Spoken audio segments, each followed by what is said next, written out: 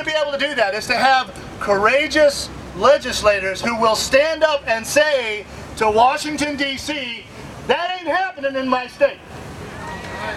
Yeah! State Rep Joe Carr is one of those guys, in my opinion. He has a piece of legislation here that will depend on Tennessee's sovereignty and will push back against Washington's tyranny. And he's going to come talk to us about that. Please welcome Tennessee State Representative Joe Carr.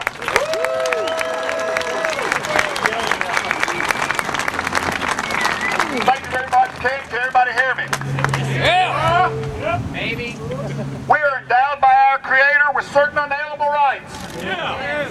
Among these are life, liberty, and the pursuit of happiness. Yeah! Ladies and gentlemen, I'm here to tell you it's my God-given right found in the Bill of Rights to defend my life, my family, and my property. That is our right. That is all of our right, and we're got to defend it. Now, what I've done, some of you may have heard of, and I need your help. I filed a bill recently, and I want to read it to you. Any federal law, statute, rule, regulation, or executive order implemented or executed on or after January 1, 2013 shall be unenforceable within the borders of this state if the law, statute, rule, regulation, or executive order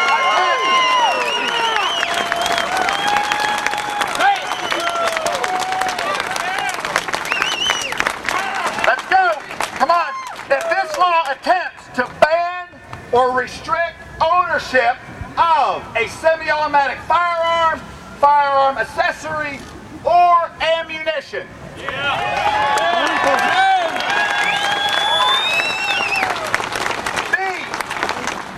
Require any firearm, firearm accessory, or ammunition to be registered in any manner and prohibited. Secondly, no public employee, public official, or dealer selling any firearm in this state shall enforce or attempt to enforce any federal law, statute, rule, regulation, or executive order as described in this subsection. Ladies and gentlemen, that's HB 42.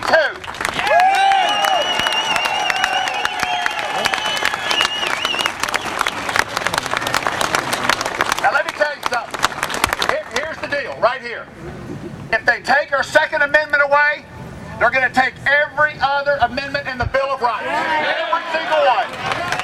Don't kid yourself. The Second Amendment is the protector of the other 9. And an assault on the Second Amendment is an assault on the Bill of Rights and our personal freedoms and our state sovereignty. We have got to draw the line.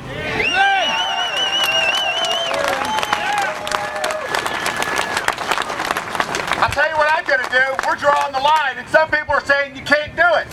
You know what? I don't know if we can do it or not. But by God, I'm not going to wait to find out because the people at the Alamo who died didn't think they could do it either. And they did it.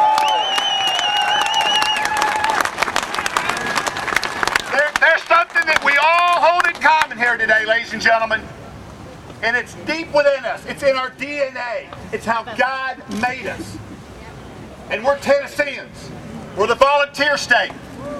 We believe in liberty and freedom and personal responsibility. And if you don't believe your history, why don't you look up Andrew Jackson at the Battle of New Orleans? Or go to St. Houston or Davy Crockett at the Battle of the Alamo? Why don't you look up the guys in World War I and World War II and the Vietnam War? Why don't you ask these guys who served your country here today?